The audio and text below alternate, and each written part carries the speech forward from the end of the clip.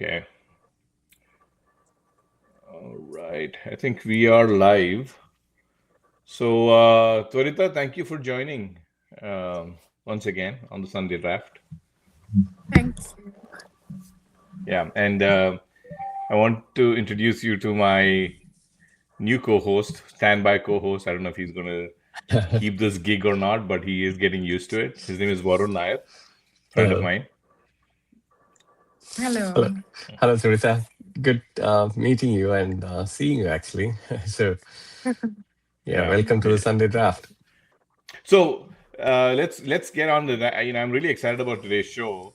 Um, I'm really glad you're here because every month we have this AMA session with you, and you know you are gracious enough to come back and talk to us about what you're learning in the field, what's going on. So really happy to have you here, Tvarita, as our resident child psychologist. That's what I'm calling you. Thank You're a you. returning member, you're honorary member of the Sunday draft. So last month, when you came here, you mentioned that you had won an award, and this time Yes. you have more achievements. That's that's happened, right? So you are now holding a government registration ID with the National Commission of Allied Health and Professions. Yes. Um, that's pretty awesome, and congratulations. And Thank tomorrow, you. on Monday, you're going to join the Delhi Council of Child Welfare as a psychologist. So huge applause to what you're doing and how you're being acknowledged, and I think this is kind of the rise of your career that we are seeing live in a way. That every month you come with these things. So really happy for you, Tvarita. So wish you all the best. Am I Absolutely. audible? I'm not audible. Yeah. Yes, I can hear you now. Okay. So, it's, Um, so Varun, you still can't hear me. I can't hear you, but Tvarita can hear me, so it's fine. This is going to be fun. You want to try join again, Varun? Just one more time. Try that again. Just ask him. Tvarita, could you ask him to join again? Yeah, can you please join again? He's saying. Me? All right, let me try. Yeah, yeah, this is crazy. Because in the beginning, you were able to hear both. Like we were all able to hear each other. I think, Yeah, right? and now we just all got to drop off and join in again. Let me try something else. You can still hear me, right? I can. All right. So, Tvarita, thank you. Welcome back to the show. All right. So again, happy for everything, all the successes you're seeing. I want to talk to you about your latest post. We'll start with that. It was very interesting. You wrote about culture-based syndrome, which I found it very interesting, and I've been pondering upon it last couple of days, trying to do some research. But it's a very clinical, psychological sort of a thing to understand. So I'm hoping you could explain it to the audience today. But the way I understand it is that there's a lot of suffering that people experience, especially in India, and I've researched that it also happens in other places like Japan, South Korea. There are these symptoms that they see, but it can only be explained as part of the culture because it is very ingrained in the culture that anybody looking at that issue, like a doctor or somebody outside of that culture, might not see the same, might not be able to treat it because it's very culture bound, right? So that's kind of in layman's terms I can understand. The wound could be, depression, anxiety, many other things, but the knife itself is very culture specific, right? So when you look at it from that analogy, it's it's um, it's ingrained in the culture, and then we'll get into how that is spreading across India, if it is how our parents and kids affected by it. So that's what I understand. I know it's very very high level, but let's talk about it. Explain to us, people who don't understand all of this, but really want to know what it means. So what is this culture based syndrome, and what have you learned from it? So basically, culture-bound syndromes are just specific syndromes that people have been following for a while. So, like, say how talk about Nazar, Hmm. evil eye, because it's relevant in our community and also some communities that also follow evil eye, but it's something that we have rituals against, right? So either somebody had chilies, lemon, salt, all of these things, we have rituals towards it. And when we feel that we have nazar, people act in a certain way. It could have psychological distresses as well, but there's a certain behavior which is adding salt or lemon or chilies or any of these things is again a culture bound syndrome. So if I had to give another example, which I think is very common, is possession states. So I think, when we go to a temple or any religious place, sometimes there are news of people saying that, oh, or families, children talk about, oh, that day, my mother's aunt or somebody, the god was literally in them, Hmm. and they start acting differently, they start dancing, they start saying things that they've never said. These Hmm. things are, of course, psychological distresses, but have led them to the moment to act in such a way that's not clinically recognized. Hmm. So that is cultural bound syndrome. And so this is something that is not, like I said earlier, it's not India specific, right? I mean, but it's No, very it's not common India in India, though. specific. Very common though in It's India. common in India. It's common everywhere, actually. There are a lot of different types of syndromes. I Yeah. think I have a page for it. I jotted it down as well. Yeah, we talk about it, like the Nazar you mentioned. I mean, those are, we brush it aside as superstitions in India, right? That is what we know of. Yes. But clinically now there is a term for it. Is that is like it sounds like so? So there's Yeah. actually been a clinical term for it. It started with, of course, the DSM, which is made in the US.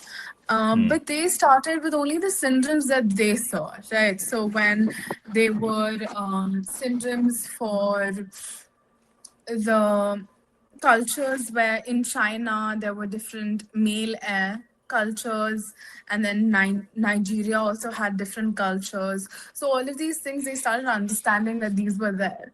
But then slowly, slowly, when our syndromes started showing up, the DSM, I think in the DSM-4 and the DSM-5, they showed up, and now we do come under the cultural bound syndrome.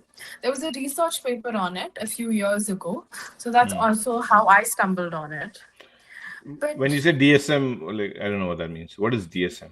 so the DSM Diagnosis. is The our diagnostics. diagnostic It's manual. Yeah, statistical the manual of diagnostic mental manual. disorders. Yeah. Oh, okay. Yes. Like, see, Varun knows more about this than I do, so definitely, yeah. Okay, Yes. so that's what the disorder is. Okay, how So they're all clinical disorders categorized. have to be listed in the book. Hmm. Okay. So, You know, you wrote. Yeah, go ahead, Varun. sorry. So, it, in the latest ICD-11 or International Classification of Diseases, there, it is interesting to see how they have reworded it, right? I mean, culture-bound syndromes now being reworded as cultural concepts of distress. So the rewording kind of shows us the acceptance of the widespread acknowledgement of it being there, every nook and corner of every culture, right? And it Yes, being it does. distress. Yes. I mean, The of word course, distress with the being level used there is interesting too. Hmm. Yes. Of course, the level of clinical work that they've understood that there are a lot of psychological distresses, and it's not just merely the um, acts that are happening or the situations or whatever culturally embedded knowledge that has been found all over the world, but it's also the psychological distress that has been happening for a while that lead to such symptoms and such different clinical symptoms as well. Hmm. So how do parents, or let's say that culture is driven by the seniors in the society, or like, probably you are ingrained into that culture by your parents, or your grandparents and such, right? So how do they ensure that, like, hey, we don't force CBS onto their kids or children? Yeah, but before that, right? I mean, it is passed on, right? It is. I mean, is it clinically found that this is like kind of passed on? Like somehow this is being. Is it the environment? Is it just how unconsciously the parents Yeah, are, uh, Yes. embedding these into the children? Is it really? Yes, It, there pushing them are. what? into It a is. template. Yeah. Yeah, It yeah. is. I Somehow, right? mean, Unknowingly. it's just the sheer thing. I think growing up, that's something that I think everyone's heard in India, is that all Bengalis know black magic. That in itself is a culture bound syndrome, because you're assuming and you've been taught through the years that they know black magic. Hmm. And any, and of course, then it being any financial problems, relationship problems, or anything, I think most of the people first, if they have a fallout with their friend or a fallout with their partner who is a Bengali, their first instinct would be, oh, this person has done black magic on me. That is culture bound syndrome. But for, yeah, so again, we have so many examples even in Kerala, right? So like we talk about everything is associated with some sort of a, again, superstition that is passed on and taught in a way, all over the years, here, heard in the homes, Yes. repeatedly. It's not. I wouldn't say it is taught as such, and maybe some instances it is actually taught, um, but others are just stuff that we hear You as we just heard it. Yeah. yeah, we hear it somehow gets embedded into our brain cells, and then Yeah. we start associating with, like, I know there are, in my family, going to temples, right? If the even the superstition of like something bad happens, you have to do the penance. Now that is okay, but at the same time, every time you lose confidence or you have an issue, you associate it with the fact that it's because you didn't do that in the temple, or you didn't give that offering. That happens a lot, right? Yeah. uh, so now, it the question to you is, it doesn't always become culture bound syndrome until there is an actual suffering that is induced Yeah. from it, right? So Yes. until So then it's until just a unless superstition. Yeah. there's yeah, so until unless there's some so I would classify a lot of things as a culture bound syndrome, because I think there are a lot of things that do lead to psychological distress. Now, be it any type of distress, it is leading to psychological distress. But in regard to what the DSM says, a culture bound syndrome and distress and everything can happen when the symptoms are completely different. So they're not mentioned in the DSM. So if someone has anxiety or any psychological distress causes a new symptom or causes something new, a new fear, a new different method of trying to um, deal with it in an unnecessary way, is CBS. Hmm. In your article, you mentioned DHAT syndrome, right? I don't know. Is that called Dhat syndrome? Is that how we pronounce So it? that. Dhat. And that's in India. I'm reading like, so semen loss as a vital depletion, and then that leads to fatigue, dread, sexual anxiety, and that was formally recognized in 2022, and still presenting itself mostly in rural clinics, right? So Yes. that is, there is a wound aspect to this, right, where they are suffering and it's not healing, right? It's continuously, and then the treatment itself. How do they treat something like that? I mean, have there been, Um, yeah, a lot of people use Ayurvedic okay. medicines. Yeah, because it's an Ayurvedic belief. Hmm. So a lot of the medicines and a lot of these ways to deal with it were mostly Ayurvedic. Now, Interesting. some people do tend to come to the cities and go to psychiatric and land up in psychiatric clinics, but otherwise it's mostly Ayurvedic.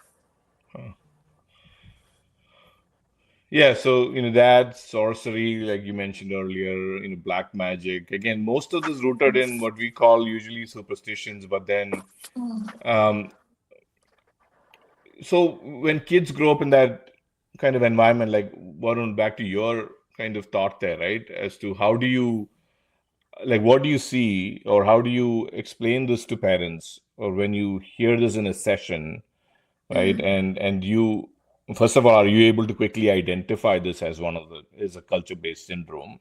Like that itself, the diagnosis itself is probably not easy, right? You'll have to have Mhm. It's not an easy so, diagnosis. what do you tell these parents, and then like, what is the framework around protecting children around that? I guess Warren, was that your space So, main question around Yeah, it? I mean, um, Yeah. yeah. so mostly what happens is if we are presented such children, normally there's a psychoeducation class for the children. I Mm, also do try to keep psychoeducation with the parents, but then again, I think it believes what background the parents are coming from, because at the end of the day, I think since we're so culturally rooted, it is very hard to get some people out of it, because there are a lot of reasons and there are a lot of, oh, but what will people say, or oh, our family believes it, so we can't stray away. But at least mm. being able to help the child and give them a point of view and psychoeducate them is something that I always try. So that it's not necessarily they go against their family, but they understand that there are two sides of the story to it. What does psychoeducation in this look like? Like what do you have to do to and I'm wondering even how long does it take, right? I mean, this is so ingrained over the years, A so long deep time. rooted. Yeah. Mhm. So it takes a long time. And I think that's one thing I wrote about in the article as well, is that it's not just clinical psychologists or child psychologists or any, different types of psychologists that have to sit with this. It's community and spiritual psychologists. And nowadays, community psychologists and spiritual psychologists, there are courses for it. So them teaming up together and also understanding people's spirituals, culture, and community, they can go and have psychoeducation centers. They can understand them. They can talk to them at their level. Because I think not every individual can understand them completely. So to have someone who is integrated within their culture to explain to them and psychoeducate them is something that we do need. Hmm. But people don't go to psychologists in India. Like maybe in Delhi, it's maybe common, right? Like you see maybe more of that happening in metropolitan and cosmopolitan cities.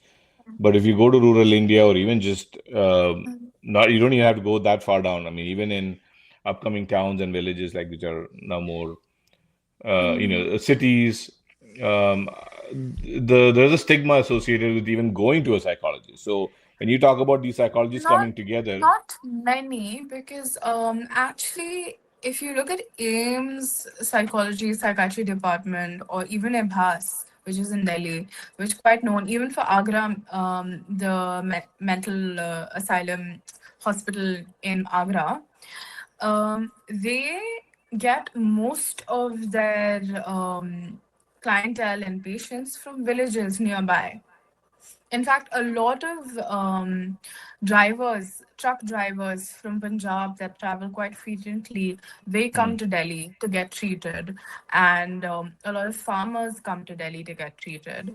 So I think, in some ways, it is evolving. Even with NIMHANS, there are so many people who, in and around the city and far away from villages, also come and get treated nowadays. So I think it's slowly growing. But where I do see the problem is not with the lower strata or the people from the village. I think they can also get up the courage and go to a psychologist, and even middle class, it's not that difficult. There are some particular areas where it becomes a societal shame, and that's when you're known in the society. So I think that that group of society is a little scared to come out. hmm. Yeah, Yeah, I mean, I just look at, you know, Kerala and my environment that I grew up in, or I'm in constant connect with, right? I mean, it's still a taboo topic. You can't even raise the issue of going to shrink.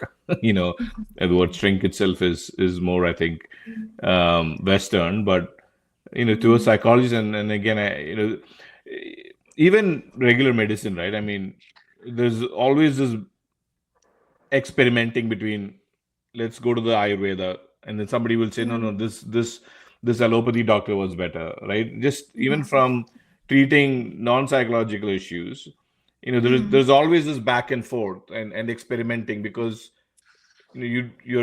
first of all, you delay the whole process, right? So a condition that is more prevalent, like a psychological issue, it's best to be, just sweep it under the rug and then not talk about it until it becomes too late. Then I guess it happens.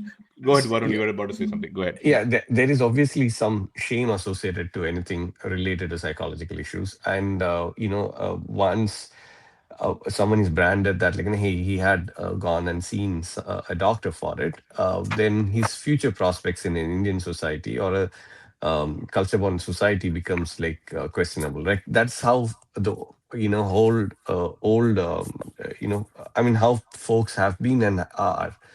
Only the Western society is very open about, like, going and talking to a psychiatrist when they have mental distress of any form, right? There is also I believe, um, in But rural then India, also, or folks, people are not in metro cities but other places, right? There is an element of trust that is lacking with the doctors as well. Meaning, they would want, because they're so culture bound, they think of a solution in their head, and they want the doctor to prescribe the similar solution. So there has to be a bridge between, um, you know, uh, the psychiatric care that doctor can provide and the community structures that they are used to, right? I mean, doc, Tvarita, you had written about it in your article too, that, like, there is a systematic failure to develop collaborative models between formal psychiatric care yes, and the community structures Indian patients already trust. So the trust issue is definitely there. yes, that is there. The trust issue is there. But also coming to when it comes to psychiatry is a little easier because again, it's more or less a doctor kind of thing. So you're going to a doctor. When you go to a psychologist or a clinical psychologist or anything, you know that you're going for therapy.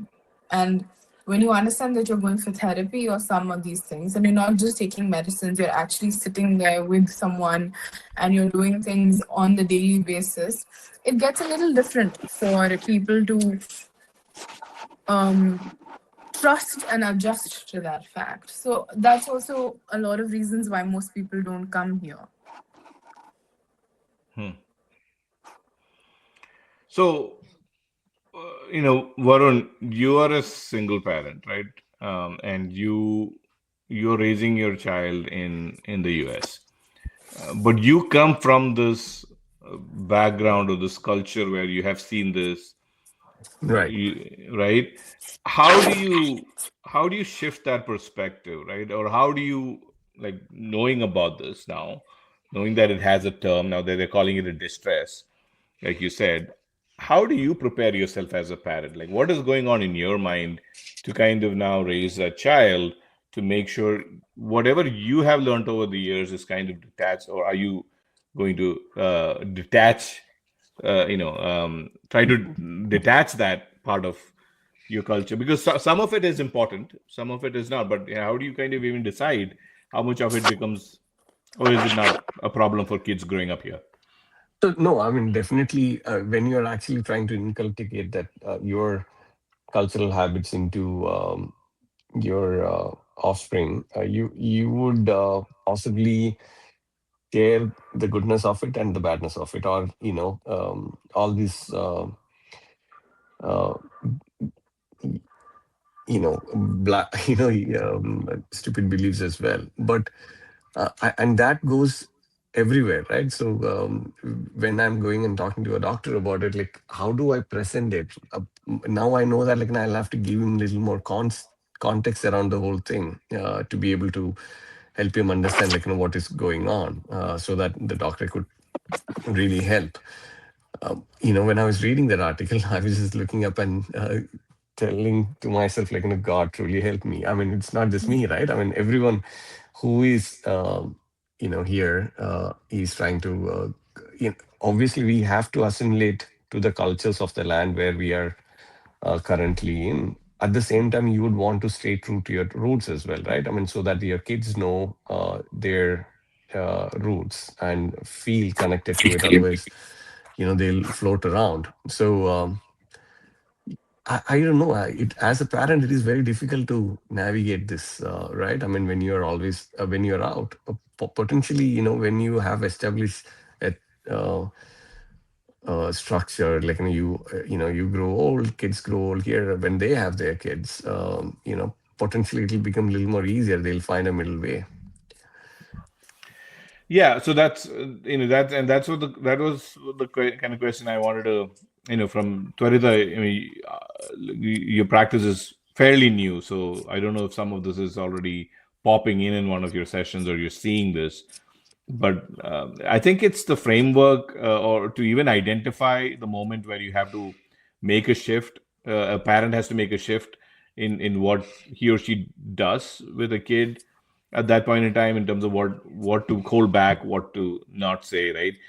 It's very hard because a lot of this is so ingrained so ingrained in the culture. Like you can't It detach is. the culture from the kid, right? But you have to remove some of the um, maybe superstitions and all that, and tag it as such so that they don't take become you become so reliant on that, right? Saying that that's the only way the kid will get through it. So what do you recommend to parents like Varun, like who are now going to grapple with this now that it has a name that that how do you I approach it think from a psychologist perspective? Yeah, go ahead. I think it's little things. I mean, of course, understanding and reflecting. I think parents also, when they're talking to the children, there should be some amount of reflection that you're not stating the same things. I think thinking before you speak.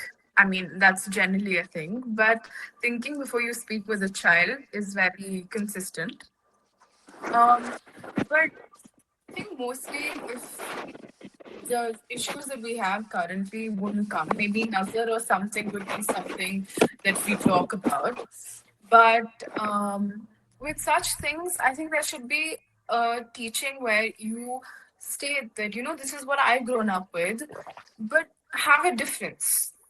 This is what I've grown up with. This is my culture, and I'd like you to teach you my culture. But these things are still superstitions. They're not something that you also need to embed. Hmm. Okay. Yeah, I mean it's I find it very it's a very complex thing to navigate, right? Varun, I don't Yes. envy the job of a parent right now. Like knowing that this is an issue, knowing there are rising cases about this, and knowing that we come from that culture, right? It doesn't sound like an easy kind of task. But I think society helps. I mean, because see, with India, us being here, a lot of these things children hear every day. They hear it from their neighbors, they hear it from people around them, because the entire society is like that. Now, I don't think that that intense, it would be Hmm. that intense there. Because again, there'd be so many children and so many different cultures that the child would be around. So I think that also helps. Hmm. Yeah. Varun, any other questions on culture-based syndrome? Because for me, this is just fascinating because I didn't again I didn't know how that this was a clinical issue that is being tackled and that in India especially like psychologists like Tvarita are now looking at it from a community standpoint, from a cultural standpoint, from a psychological like from a clinical standpoint, it's a huge task and undertaking to figure out how to build a framework around it, how to build diagnosis around this. So, but when you look at that in the US, I don't even know how you tackle that. Yeah, I So mean, I actually to your have earlier a point, few like you, things. you said that you didn't know how parents are going to tackle it. Absolutely, I don't. I mean, God knows how we. I mean, God help all of us who will have to tackle it. Parenthood as it is not easy, because what we've been told about parenthood versus what we'll have to deal with on day in today's age, there is a lot of fundamental setup there, but a lot of that we'll have to adapt and wing it, right? And when we have to deal with culture bound syndromes or cultural concepts of distress and things like that, the neurological stress it is going to add to both kids and the parents is tremendous. So it is, Mm. yeah, it'll be, it'll take both of them to figure out it together, I guess, both parent and kid. Yeah, yeah, absolutely. And Twarita, what were you wanting to add? Yeah, so actually, there were a few things that I'd noted down. So these are the CBSE in disguise habits that we actually carry. So things like never say no to elders or adults is also where it actually comes from is hierarchy, right?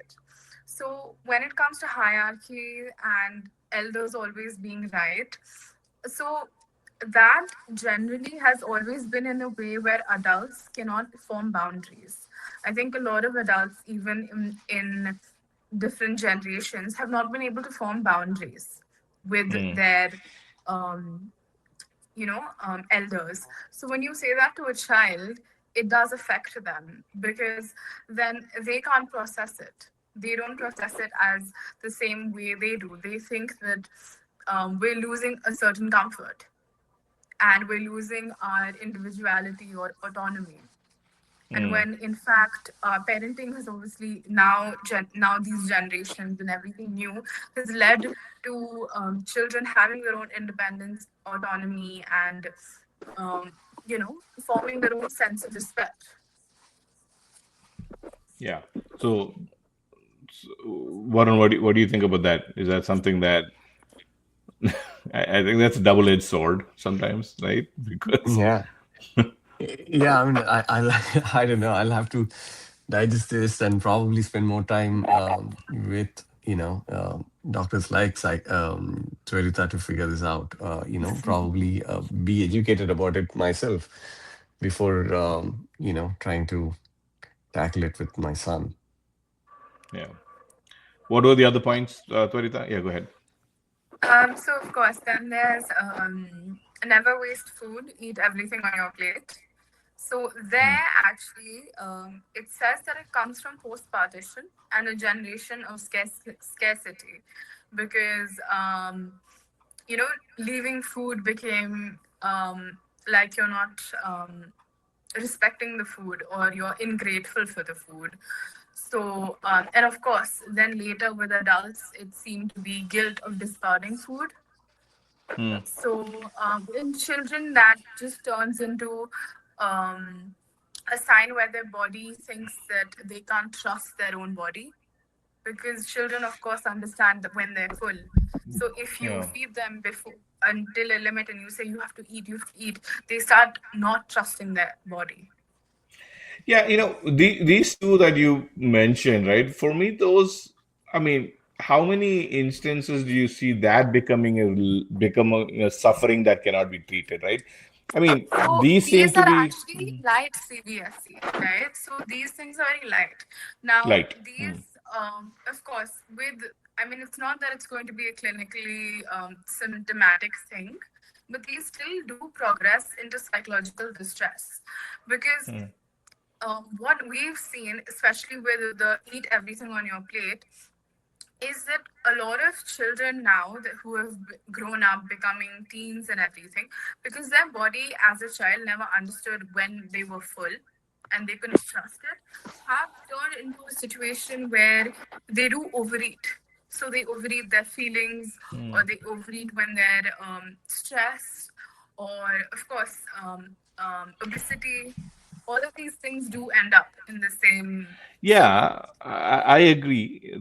It can lead to those extremes, right? But again, I'm being a devil's advocate here because for me, that just puts too much pressure on the parent to say, okay, what do you even tell a kid anymore? You can't, don't listen to your elders. That's going to be a problem? No, no, Elders no. are not So when always it right. comes to don't listen to your elders, um it's just teaching them that in every situation they don't need to say yes.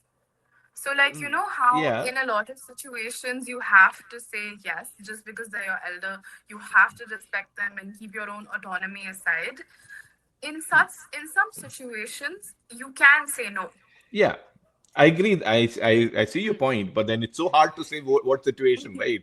How do you Of tell a course, yeah. kid, here's because situations happen out of the blue, right? It's Yes. so, yeah, You it's like a have to have waving. respect for the elders. That is a default framework, right? Of Yeah. course, Respect the yes. elders and choose, but that is a progressive issue that progression issue that kids have to learn in the environment that they see kids elders being respected, that they know when to speak, when to push back, that comes on time, right? Now, go ahead, Varun. So you're about to say something on that. No, I'm, totally agree with you there, Raj. I mean, it gets very difficult for us to, the moment you tell them that, like, hey, I might not be right all the time. I mean, what if he shuts the door, saying that in his head, saying that, like, no, I don't have to listen to him anymore. I know what is better than him, and I mean, I just going by that English saying, right? I mean, by the time you realize your parents were right, you would have kids who would think you were wrong. So I'm going through that phase where, my child might be thinking I'm wrong. I don't know the Western world enough. I don't know his daily challenges well enough that he has what he has to deal with at school or outside. Because the way I grew up, or the environment I grew up in, is different. So I can only possibly say that, like, hey, this is a general approach to this. You'll have to adapt to the immediate surrounding or environment. But fundamentals has to be, morally right. Fundamentals has to be, virtuous. Fundamentals has to be true to our culture, and the rule of the land. I mean, so that is how I'll have to adapt to it. I'll have to structure it, I guess. Yeah, So, yeah. I, and I know it is. As a doctor, as a psychiatric, it might be very difficult for you to, or interesting for you to figure out how the dynamics between the parents and the kids have evolved over the time, right? Because now, Yes. I mean, you'll have to study that very closely, isn't it? Yes. Yeah. How do you think that evolution has been in the last couple of decades? I mean, if I may. I think there was a point where, of course, parents did what their parents did, and then it came to a point where they wanted to do some changes and look, and be the ones, um, so-called understanding, but also not understanding, having boundaries, but also keeping that child completely, in the circle. Now I think from what I've noticed with parents is they've started understanding their child, they've started spending time and understanding what their child needs. But of course there have been different ways, because I think parents now of course are so busy. So the little things that they do is making parenting different.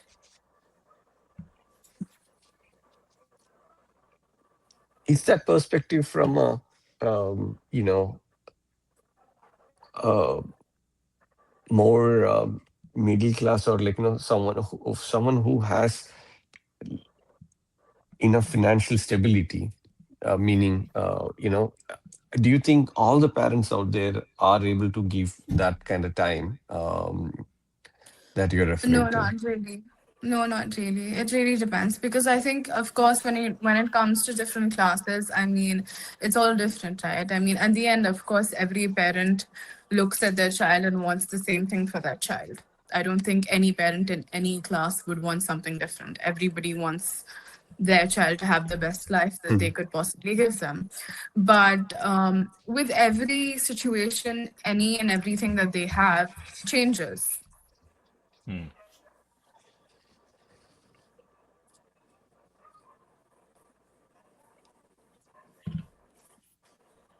Varun, you still there? Yeah, I'm here. Okay. I Yeah. yeah, I can't. Yeah, Twitter kind of cut out for me, but yeah, it could be just Tw- my end. Twarita, can you repeat that?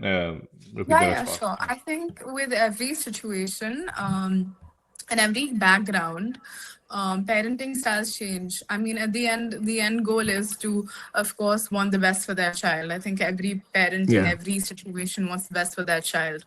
So, but right. situations, of course, lead them to do different things. Hmm. Yeah, yeah, absolutely. So that is probably, you're totally right, and that is from the parenthood to the child perspective, right? Like in the parents' view at the child. How do you think, as a psychiatrist, what is your perspective on how does a child, a growing child in different age groups, how do they look at parenthood? I mean, they would definitely have a mindset about it, right? I mean, or would have created some notions around it because sometimes you would want them to be better parents than ourselves, but um, as they're growing up, like let's say a toddler to an adolescent, to a young adult, you they are actually riding the journey with you. So they are Yes, right yeah. there, and so they would have a perspective about it, right? So what do you what is that you have heard from the kids? So I think most of the times it is, of course, with toddler to a certain age, it's always looking at the parents, observing what the parents do, replicating the parents. So a lot of stages go by like that, right? And then when we hit the preteens and teens, of course, it turns into a rebellious phase for a lot of children. So I think with each phase and each age group, it's different because most of it relies on what phase they're going through. With children, even if they're looking at their parent, it really depends on what stage of psychosexual development they've reached, because when they are in that certain stage, their brain will function only that way. So they can't sit and judge their parents. They will only see what they think is right or what they think should be happening.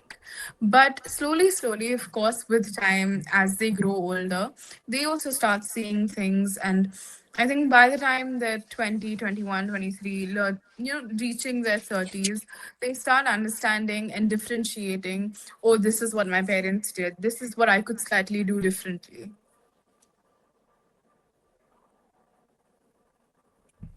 Yeah. So, Twarita, I wanted to talk about one of the points you mentioned earlier, and this was a question that came up on Substack, and somehow again, every time we go on Substack, there's always some issues. So I don't know why. But the comment came, which is when you talked about explaining, how the parent will explain or should explain to the child what the superstition was, um, and how they shouldn't take it too seriously. But one of the questions that came up, and one of the things that I've seen very close in my family too, is that the parents end up believing in their superstition, right? Yeah. So they are not one, they may not even approach that up, but I don't they have to shift the mindset from away from the superstition to actually Yeah. even See, tell that's the kid, right?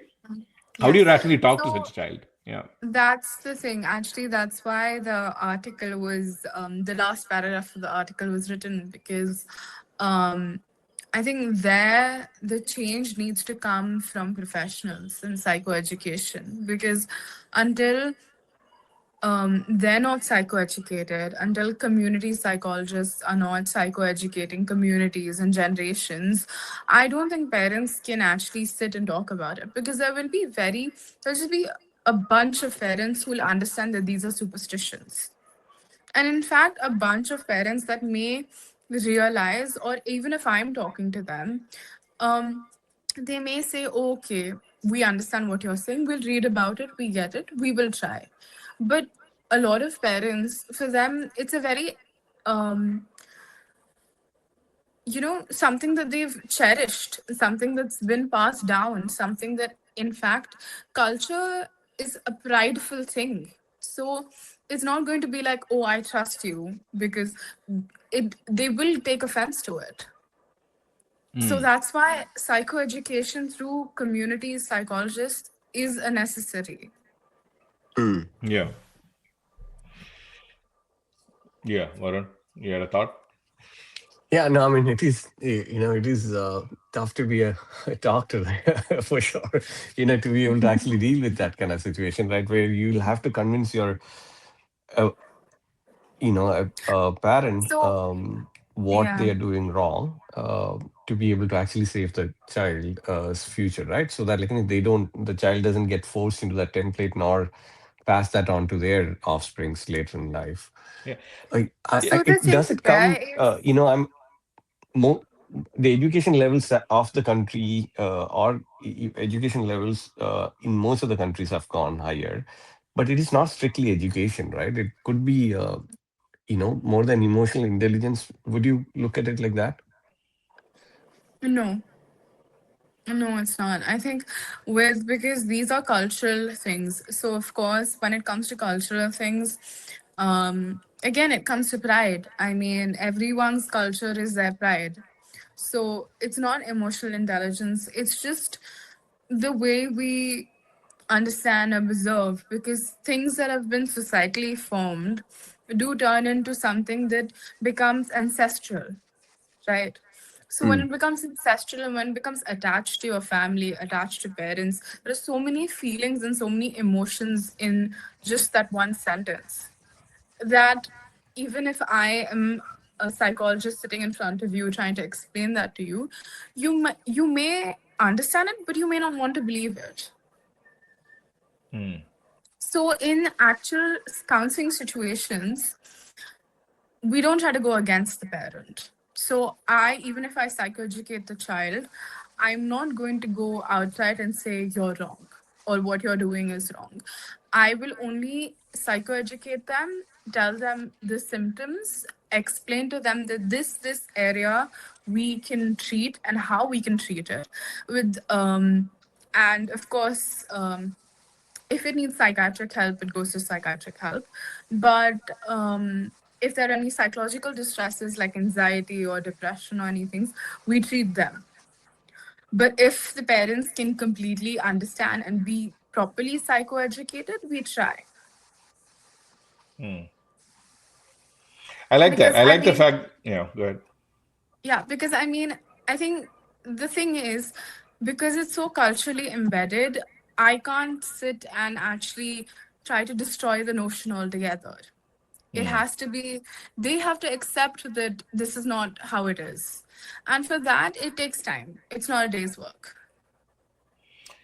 Yeah, and that's what I like. Saying that you're wrong to a parent, right, is not going to sit well, right? And they'll be the first ones to tell the psychologist is wrong. Um, Yeah. at least in our culture, I think. But so I like that. I like the fact that that it is a conversation. What still comes back to me is that in India, especially, again, this might be changing in Delhi and bigger cities, but unless it's too late, they're not coming to a psychologist. And I harped on this point earlier on, right? Like Yes. the that's what I'm worried about, right? Because That and that uh, yeah, go ahead. that yeah, that is, you're totally right, and that's because of the stigma around it, right? I mean, the taboo around it, or Yes. the branding around it. They get branded as, like, okay, mental patient for the rest of their life, and that is looked down upon. That is a, Hmm. that is again, to me, is lack of intelligence in the society itself. You know, I, and a lot of baggages they carried from yesteryears, I believe. Their own Again, baggages, yeah, their own yeah, wounds that never got healed. yeah, They yeah, didn't have exactly. this Yeah, terminology or the help. yeah, yeah. Hmm. I think the younger generation is helping also. I mean, that now that India does have so many hotlines, and then, of course, the government's initiatives as well, the acts, the mental health acts that they've started, and they have proper helplines for different things. I think that does help because at least they're saying that it's okay. You can talk about it, you can go to somebody. I think with the time, it will slowly reach to a point where people are okay and basically everyone is okay and ready to go to a psychologist. But again, I think that's going to take time. Hmm. Um, Go ahead, Varun. Yeah, let's Sorry. agree that this is obviously adding to the neurological stress to everyone involved, right? Mm. And talking about neurological stress, I mean, as a doctor, do you think being neurodivergent or neurotypical is the norm now? I mean, I don't know how it has always been, but what is the current norm? What I mean, is it neurotypical or neurodivergent? Okay, you got to explain it to somebody who's So, not as read as you on psychological issues. so neurotypical is like what you consider as like a person who doesn't fall into any spectrum groups or anything, right? And Hmm. neurodivergent is someone whom you think that they are falling into certain spectrum groups and such. Hmm. I Okay. mean, in most um,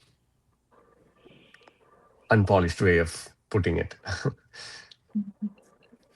So, neurotypical would be people who are not diagnosed in any learning disorders or any type of disorders that come into the sector of neurological conditions. And of course, neurodivergent comes with when people are clinically diagnosed. So the community calls themselves neurodivergent. So people in the spectrum, say autism, ADHD, call themselves neurodivergent. Got it. I think now, after so long, people are actually going and getting diagnosed. So I think both. I think it's a good thing that neurodivergence is turning into a norm, and they're talking about it because till a very long time, even in schools, nobody would get diagnosed. I think so many children, except dyslexia and a few others, Sorry, I think we lose Tvarita. Varun, you still Yeah, there? I'm here. Yeah. yeah, She's okay. back, I guess. Yeah. Tvarita, there Yeah. was, yeah. All right. Could you go back? So Yeah. they Yeah. wouldn't know Yeah. if they had any of these disorders. And finally, they get tested and they understand that they do have these disorders and they start working on them. So I think it's the pride of knowing that they weren't, there was nothing wrong with them because I think over a long period, when they were children, they believed that they were different and there was something completely wrong with them. So now they're understanding that no, this is what I had, this is what I have, and I'm okay, and I can actually deal with this, but in a separate way, not like others. Hmm. And I hope that answers your question, Varun. Yeah, there is some part of me who thinks that maybe I got forced into being neurotypical. I mean, they looked at me like neurotypical, but I'm sure I was on the other side, right? I mean, maybe I can now come out of the closet saying I have ADHD, which was never treated, as a parent Mm, or as an adult, right? So I just hope that there are more folks who realize that being Hmm. neurodivergent is Divergent. not yeah, is not an issue, and Is they should just look at it and tackle it with the right techniques for it, right? Tools for it. Yeah. yeah. But then, of course, there's a wave of overdiagnosing as well. So, since we've been understanding that there are clinical disorders and people want to get, Right. I think there's a sudden wave of people, thinking every other symptom that they have or every other thing that they do could possibly Yeah. be um, ADHD or autism or anything when they are just normal personality traits. Yeah, and that's Mm. prevalent in the US, right? And that's the issue when you talk Yeah, about yeah. ADHD. Mhm. They I, always, it's so easy to take that pill, and then that becomes its own host of issues that become, they I, can't function Yes. without it. yeah, So I wouldn't say it is Yes. prevalent in the US US, alone, Sriraj, and it could be Exactly. prevalent. I mean, we hear it more because people go to the doctors here more often than for these reasons for in India. psychological, Yeah, yeah, yeah, absolutely, yeah, yeah, because yeah, it is true. not frowned upon. So there is more data to actually, there is more, data to work on, right? So that's how we think it is more prevalent here. But I'm sure it is very prevalent in India too. But no, It parents just is. shove those notions or even doubts. No, They so just parents are actually compartmentalize it, and they say like, no, my child is perfect, right? Yeah, and they want to project that to the external world too, and then force the child to be in the perfect in their way, the whatever is the definition of perfect for that parent, right? So that is what is happening mostly in most other places, I believe, all the places, I guess. But in US at least they have, you know schools have set, psychiatrists there, where they get to kids get to talk to them. I mean, and all those support structures are well laid out, so that's why we get But more information on it. yeah, and Twaril, I'll just get to you in a minute. I just wanted to respond to one aspect of the US thing is, yeah, you have access to psychologists very easily, but then they're always prescribing Yeah, the pills and the medicine. So the prescription itself is not well thought out, like Twarita is saying, right? You got to yeah, get so together, you that, got to understand the thing, and you yeah, got to have yeah, all these of different course. pieces Yeah, of the that is what, puzzle. correct. Yeah. So that's why, obviously they have been taught a certain way to actually address that situation, right? So they don't know the cultural context to it, they don't know anything else. So obviously, yeah, I don't agree to the way medicines are prescribed here, for sure. I mean, that is a different topic all but identifying a problem is happens much quicker here. The way they solve it could be questionable, right? Hmm.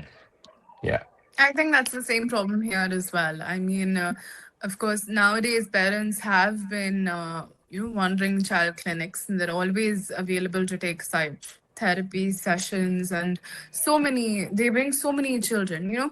They'll see something slightly wrong in them. Maybe they can solve a maths someday, and they'll bring them in and be like, "Oh, this child can't do this. My child is running around, so I think they have yeah, ADHD." Minor things, like my child can't sit still for more than 15-20 minutes. It'll be young child.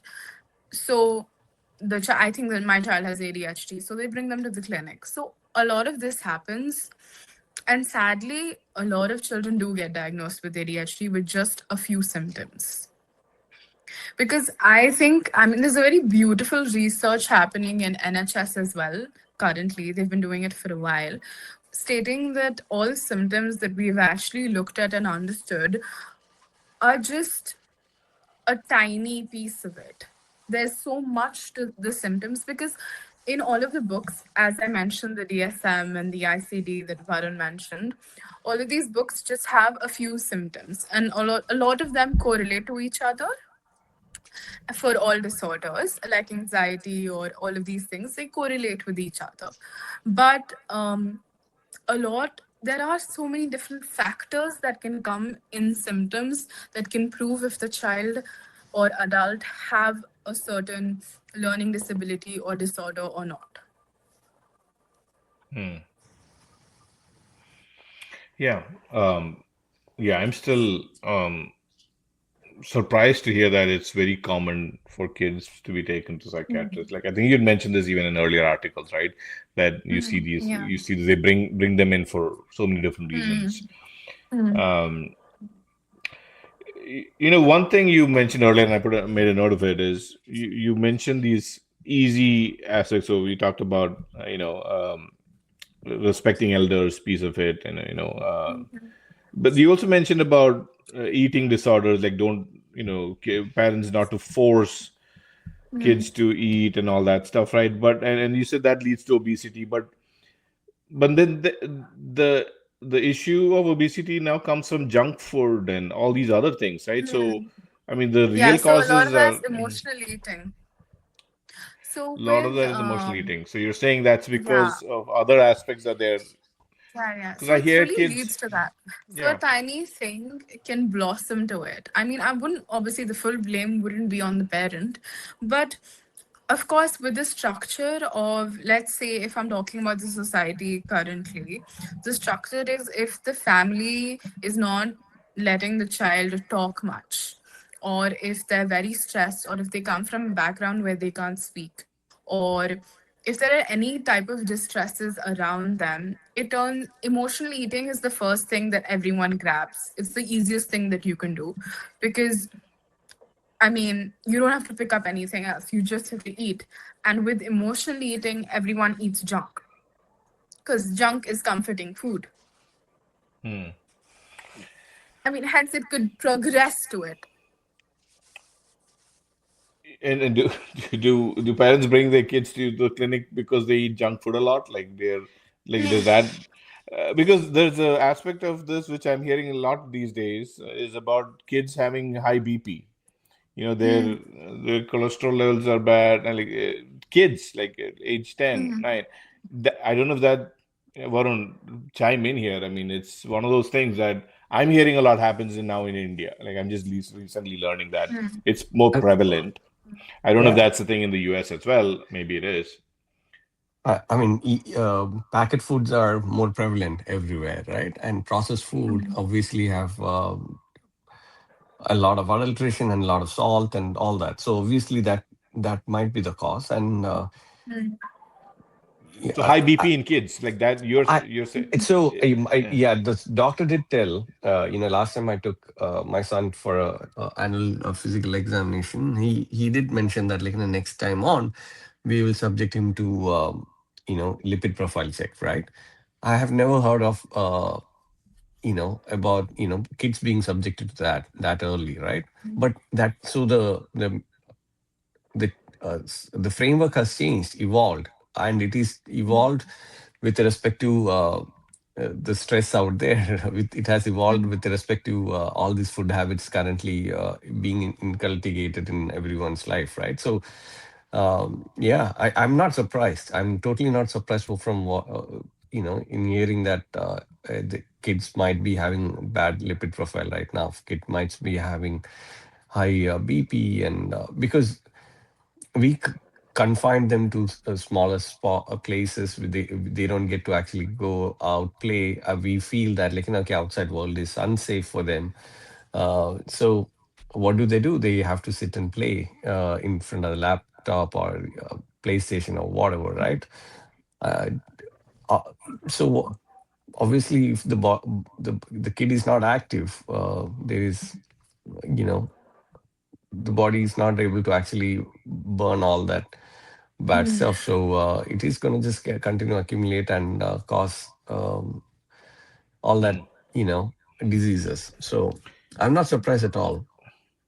I mean, it's one of those symptoms, right? Like again, Twarita, do you see that a lot? Like that's coming more prevalent again when we talk about it and connect it back to some of the simple guidances you were outlining.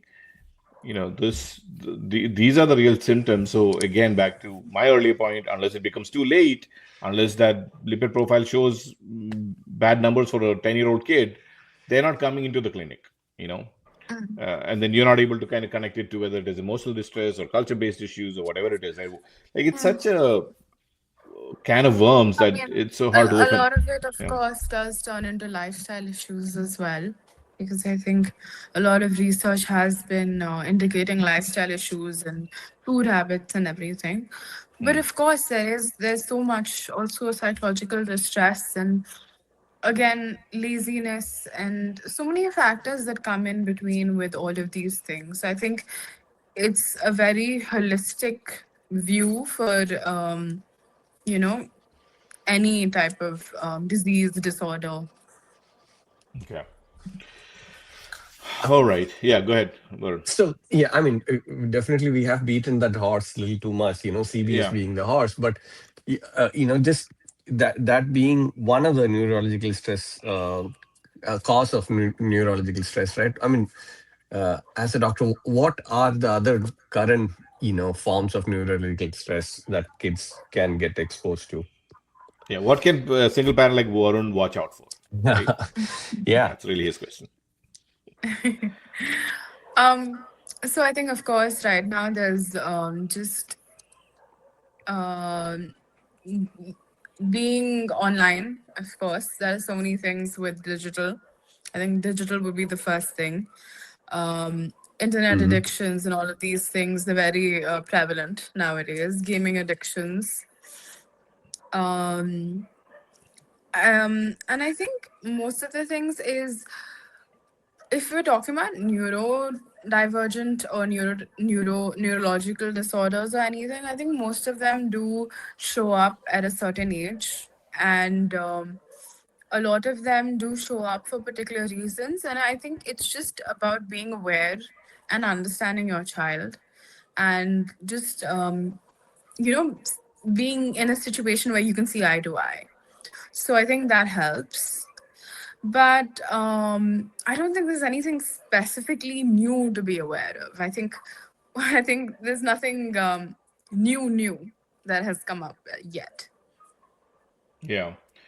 But this addiction to smartphones, internet, YouTube, gaming, I mean, you can call it That's gonna be fairly there. new. I mean, you can call it fairly new, and rising since the pandemic, right? Because of multiple reasons we Yeah. talked about before. But that Yes. itself is one of those things that leads to a lot more issues that we might not Yeah. even know It of right does. now, right? It is going to open Yes. It this does. Pandora's box of Yeah. issues, neurological issues. It does. Yeah. So What is your general Because the suggestion thing is, to parents the thing to, is, how do you, as as a parent, how can I motivate my son to stay away from screen? ideally, I don't think you can motivate your son to completely stay away from the screen completely. And not like 100%. But I think maybe limit times, have schedules, keep tiny schedules where, this is your playtime, this is your playtime, games time on your laptop, this is your study time, and the rest time you can do something else, and try to shift them away from it, because the thing is, it's such a device that even if you try to motivate them, they're not going to want to leave, because it itself is a very addictive thing.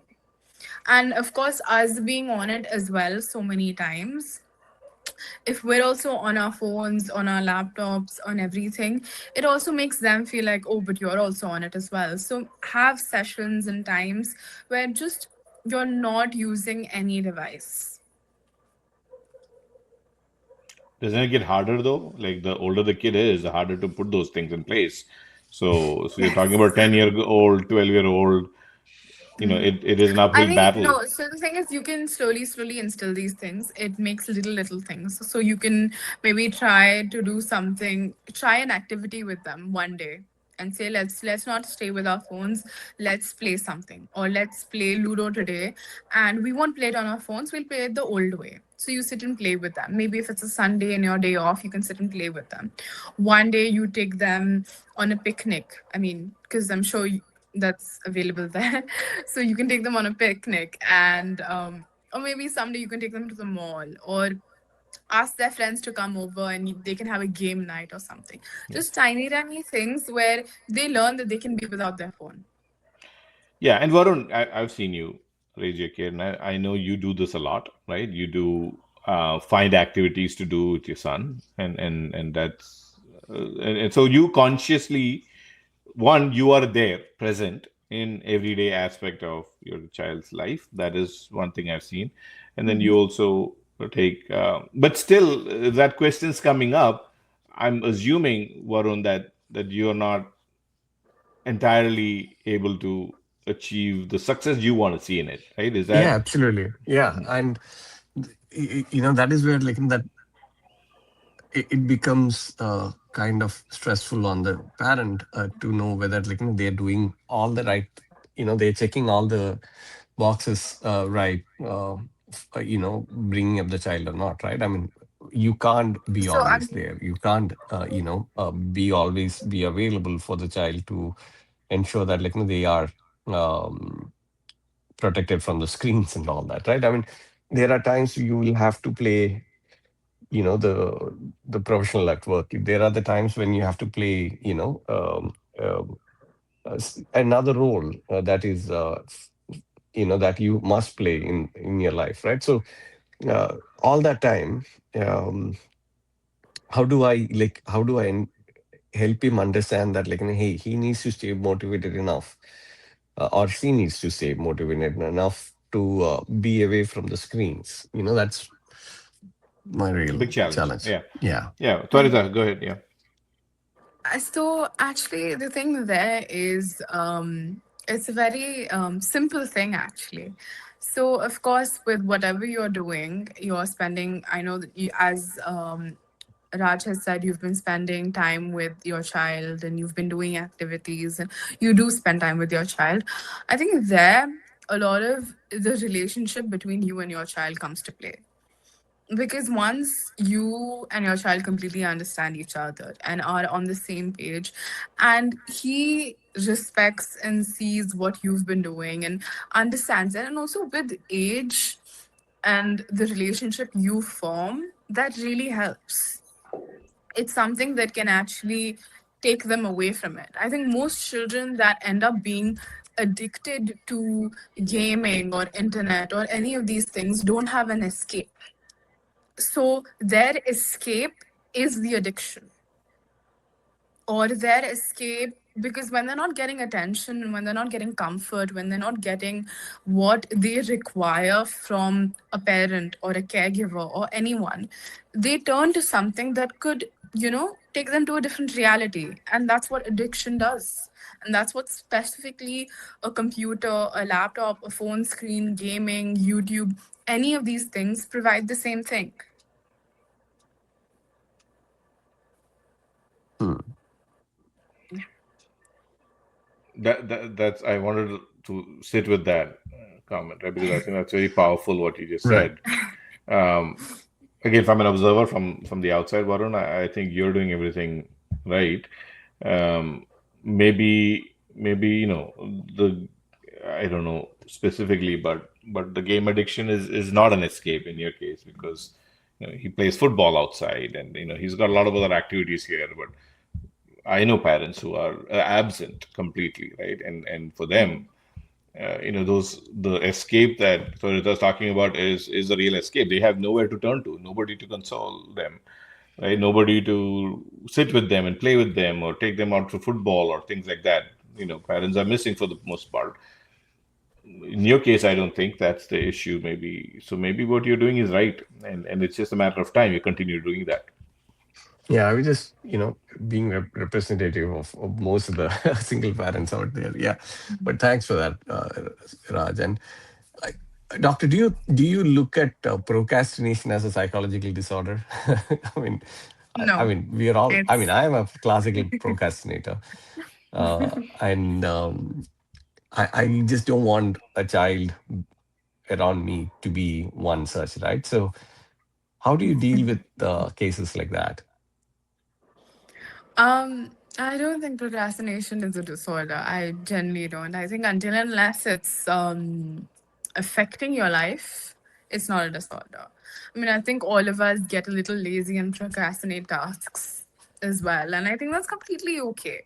I mean, just to push it a little just because you want to be a little more laid back, that's completely fine. I think in a way that's also your body saying, calm down a little, let's take a break. Unless it's extreme, and you're not able to do any task, it's nothing. Hmm.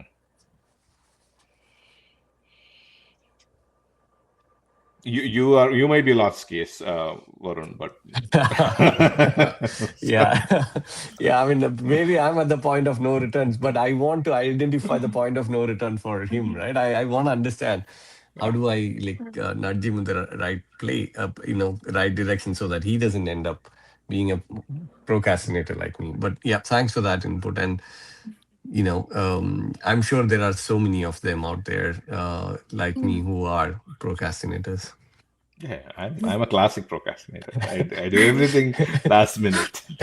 So In is fact, that so do truly I. considered as a Three of us right here. psychological disorder? Yeah.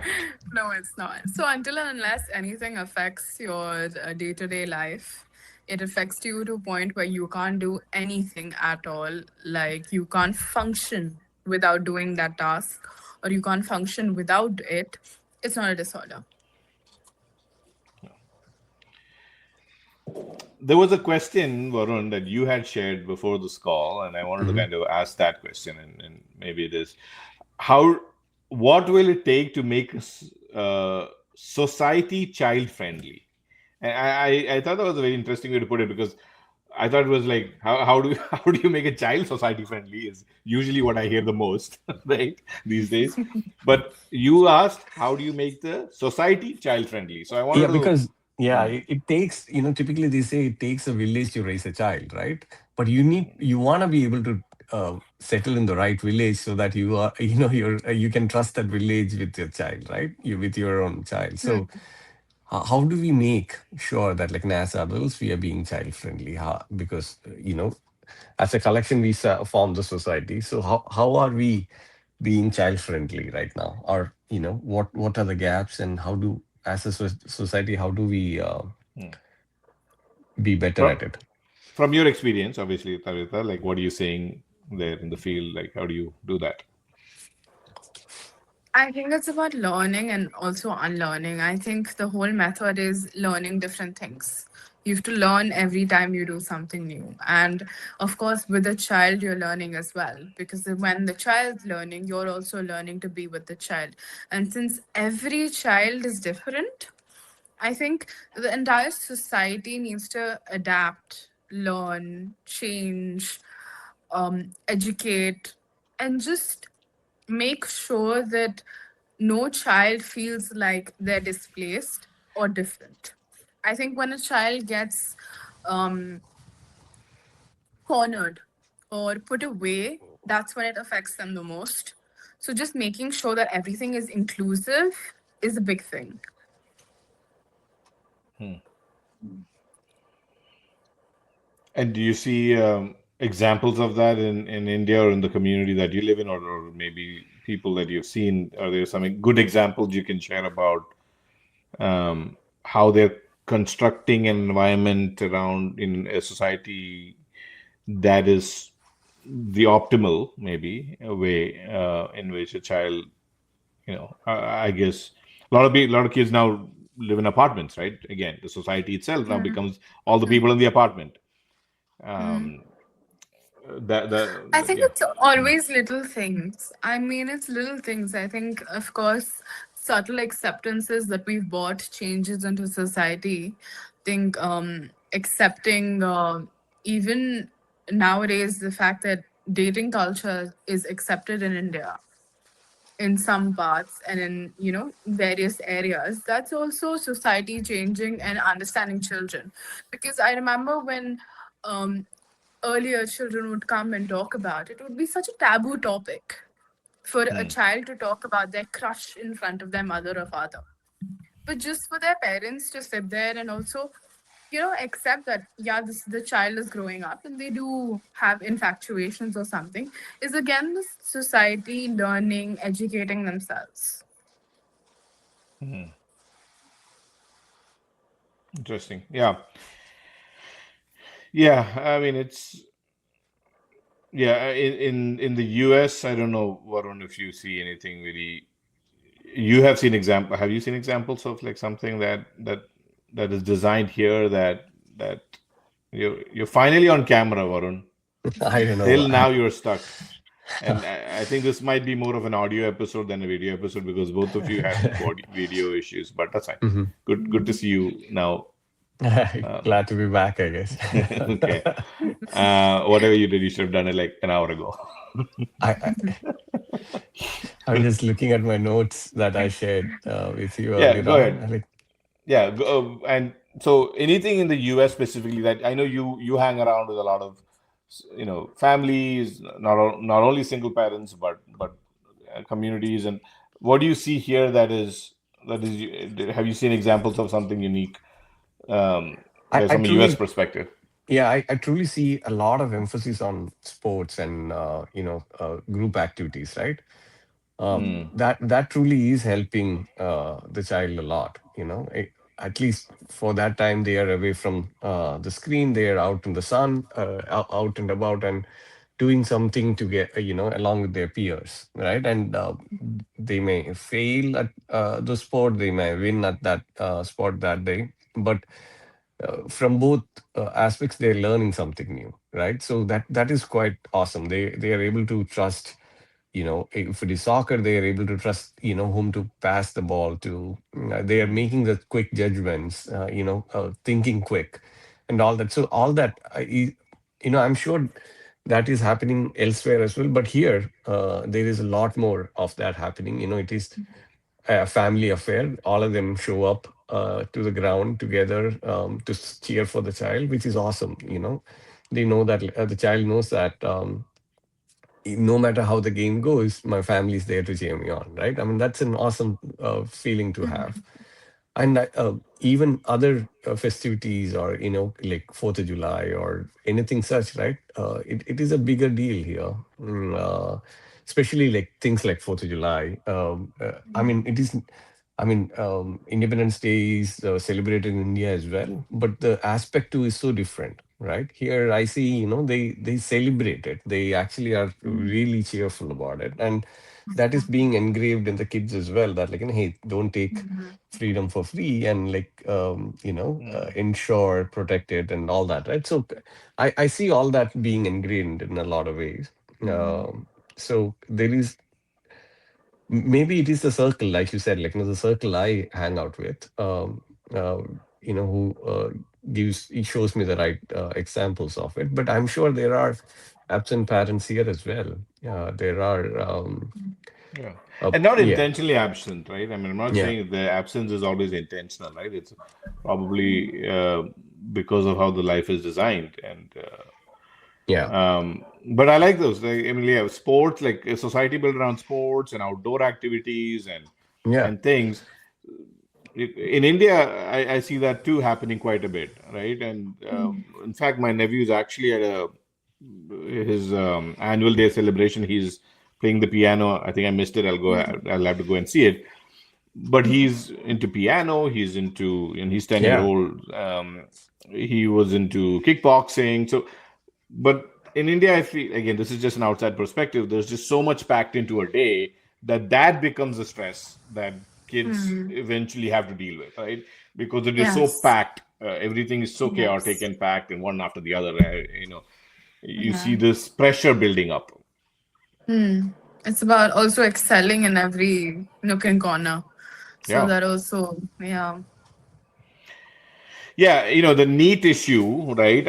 I know, Twitter, I asked you this before this, and you mentioned that is not a culture-based syndrome. Although I argued that the stress and the anxiety and the issues that are related to it, it is very, un uniquely, you know, happening in places like India where there is so much of pressure built around excellence and yeah. doing that. Yes.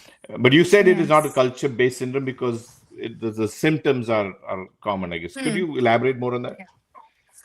So, currently, all of the symptoms that do fall under the distress, there are no new symptoms. There's nothing new happening. Like how I mentioned about the possession part, the possession itself is something new. It is caused due to distress, but the symptom itself, what they do, is something new, is something clinically new. But with NEET, all signs and all symptoms show psychological distress. Hmm. But of course, I mean, it, although it's not a CBSE thing, it is completely a heavy loaded psychological distress. Yeah. I mean, do you see that happening anywhere else outside of Indian culture? Like, I mean, I'm sure there are some, like places like Japan, or I think there are some places where you do have similar situations where excellence, but it is an Asian culture thing, maybe. I don't know. It Varun, is. yeah, your thoughts? Yeah, I mean, for sure. I've heard Asian parents telling their child, "You're an Asian, so you have to bring an A in all." I never heard I that mean, before. yeah. So yeah, that obviously that excellence is pushed upon for on them. Even if, I mean, they might be excellent at certain things, but we want them to be excellent at whatever they pick up, right? And that is also because of. I think in India, you really need to stand out. There are very fewer ways you can stand out because there are so many people. So you really need to be in that 99.99 percentile to be able to stand out. Yeah, Or so that is out of necessity sometimes. And parents have that constant fear that, like, they definitely want the kids' future to be bright, and so they are looking at the future with a template as well. They don't understand, like, there could be different opportunities. They don't really have to. I mean, that they were never aware of. So it is tough to be a parent at any given day. But right now, with a given in the given day and age, it is more difficult because you don't know whether the academia that the kids are currently following would be relevant in the near future or not, right? I mean, you don't know because the AI has come to the play, and now we are trying to see how quickly we can get our kids learn all that because they so that they can stay relevant. So there is always that trying to learn something new as a parent as well, so that you can actually teach your child. But you're taking on more stress and probably passing that stress on to your child as well. yeah. You mentioned something that I wanted to ask you. Is it easier to stand out as for a kid to stand out in whatever field it is, like music or whatever? Is it easier in the Western world, in the US versus India, because there's so much more competition? Is it easier for a kid to excel if obviously there is passion and talent and all that, right? That's given, and he puts in the time. Is Yeah, it I think easier? the volume is lower. I mean, so Mm. the sample size is lower. So obviously, it might be slightly more easier to Mm. stand out. And Yeah. that is how it should be as well, right? But unfortunately, we in India at least, the volume is higher, and that truly helps in some other shape and form. But as a child, for him, he otherwise he'll just be a voice among hundred, right, or thousands, just, and it'll be lost most of the time. So when you're a voice amongst 10 versus a voice among 100 or 1,000, there is a difference. Mm. So Yeah. yeah. Yeah, I was thinking about that when I was seeing that show, and there's so many kids playing instruments. All they're all good, but nobody, very few even stand out because there's so many people, and everybody's getting a certificate and all that. But everybody's learning. And some of them might continue to learn more if the parents set up that environment and all that. Yeah, But then it falls off for many others, right? yeah. So See, just see how continuity many. is an issue. Yeah, just see how many times we use the word standout in the last minute, right? And there itself, like, we even, most of us want whatever we are doing or to stand out. I don't know, why there is an intrinsic Need for that. yeah, need for it, and that need we force upon our child as well, and Yeah. that could be the reason as well for the stress. From a psychologist standpoint, what do you think about this, Sarita? And as we start to wrap up this episode. Of course, with standing out, I think every parent would like their child to be seen. Every parent would like like their child to be in a pedestal. With children, of course, these things do lead to psychological distress, especially with NEET and competitive exams through the years and taking them. And of course, they have to start very late, early. So when the children start very early and get into the competitiveness and just being in that situation, it's they lose a lot of childlikeness Hmm. and they lose a lot of radiance and a lot of energy that they could do playing or just being a child. They lose a lot of that in the competition. So of course that accumulates and psychological distress does form, which again then turns out to burn out very early.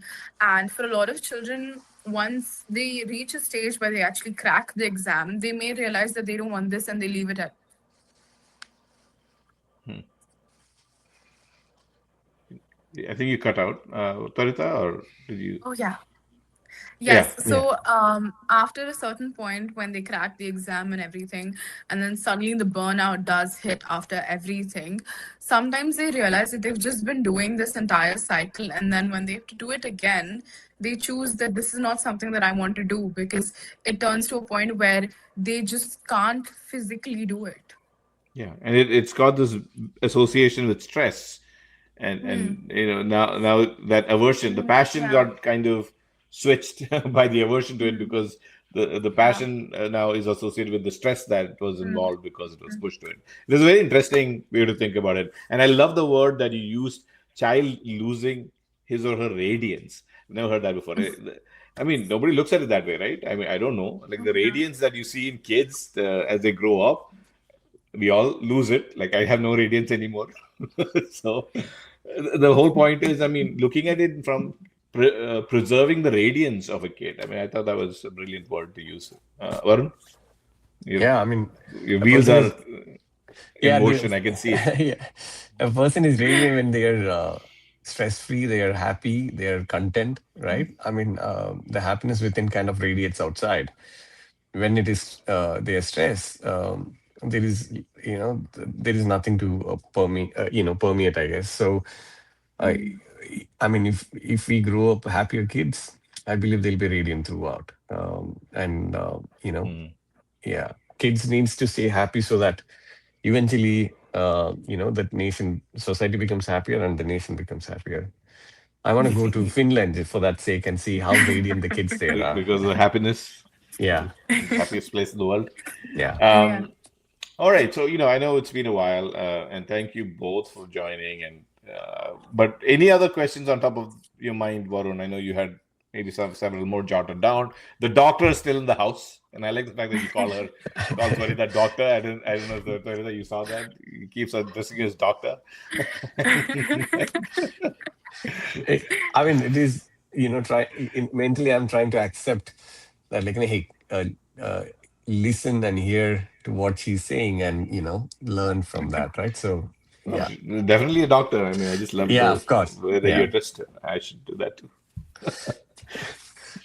Any Yeah. other questions, Varun? Yeah. No, no, the dad in me is calling. I really have to get back to my dad duties, but this has Yeah. been awesome. Teresa, thank you so much for the time and thanks Yeah. for, engaging and indulging with all of our questions. Yeah, and we do this every month as long as Theresa is available. She's a rising star. And Yeah. next time, not sure what other accolades and awards and and your experience. I know it's building with Theresa, right? It's Yes. incremental. You're learning daily. You're writing about it, giving us thought-provoking kind of content to even talk about and discuss some of these things which we would have never discussed or termed, right? Stuff that we've seen. So whatever you're doing is great. And again, wish you the best. And next month Thank when we you. see you, I hope to hear more of your success and growth, and more questions will come to you. I'm sure definitely Varun will have more questions. As is, every day you have new questions, Varun, right? Start Every jotting hour, them down. Yeah, every hour, every minute. yeah, We're start going to do jotting that. them down.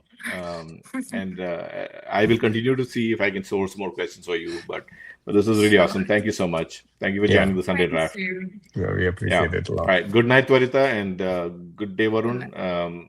Yeah, And for everybody who was able to watch it, I know the streaming was all over the place today. Substack still is not my favorite way to stream, but this will be an awesome audio episode. I can tell you that. Like, some of the feedback I'm getting from people who are watching is that it was a very interesting conversation, right? Varun was stuck most of the time, and your video was choppy, so we will probably do this as an audio only episode. But the content was really good, and thank you both for that. And for those who watched, thank you for listening, watching. Please subscribe to the Sunday Draft. We will come back next Sunday. yeah. Thank you again. All right. All right. Thanks, Have a all. Bye. Yeah, have a good one, guys. Bye. Bye. Bye.